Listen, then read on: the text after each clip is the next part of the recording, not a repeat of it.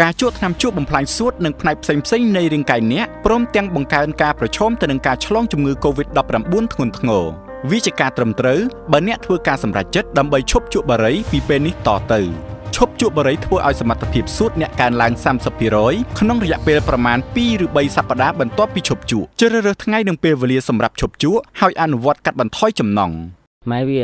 ខ្ញុំសម្រេចចិត្តទៅឈប់ជក់បារីចាប់ពីថ្ងៃ10ខែឧសភានឹងតទៅណាមានអ្នកជក់ច្រើនណាស់បានផ្ដាច់បារីហើយឥឡូវពួកគាត់មិនមែនជាអ្នកជក់បារីទៀតទេអ្នកក៏អាចជាអ្នកមិនជក់បារីបានដែរថ្ងៃអាក្រក់កើតឡើងមិនត្រូវឲ្យភាពតានតឹងបំផ្លាញកិច្ចខិតខំប្រឹងប្រែងរបស់អ្នកឡើយស៊ូទ្រាំនឹងភាពតានតឹងតាមវិធីដែលប្រកបដោយសុខភាពមិនមែនដោយប្រើប្រាស់ថ្នាំជក់ឡើយសូម្បីចំណង់ជក់ខ្លាំងបំផុតក៏នឹងលែងមានត្រឹមរយៈពេលប្រមាណ 2 ឬ 3 នាទី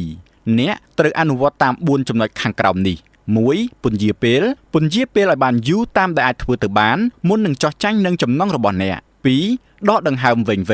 10 ដងដើម្បីសម្រួលខ្លួនពីខាងក្នុងរហូតដល់ចំណង់ចង់ជក់បានរសាយ 3. ក្រេបទឹកពិសាទឹកជាជម្រើសប្រកបដោយសុខភាពជាជាងការដាក់បារីនៅក្នុងមាត់របស់អ្នក 4. ធ្វើកិច្ចការដើម្បីបន្លប់ចំណង់ចង់ជក់បារីអានដើរកម្សាន្តប្រសិនបើអាចលំហាត់ប្រាណនៅផ្ទះព្យាយាមផ្ដោតទៅលើគំនិតវិជ្ជមានចំពោះការឈប់ជក់បារីឈប់ជក់បារីអាចជួយជីវិតខ្ញុំបាននិងឈប់ជក់បារីជួយសន្សំប្រាក់កាសខ្ញុំ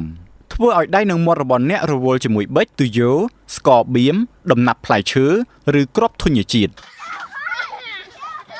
គិតតែរឿងសប្បាយស្ដាប់តន្ត្រីដើម្បីរំសាយគំនិតអវិជ្ជមាននិងអារម្មណ៍ដែលអ្នកកំពុងជួបប្រទះផ្ដាច់បារីដើម្បីសុខភាពអ្នកនិងគ្រួសារ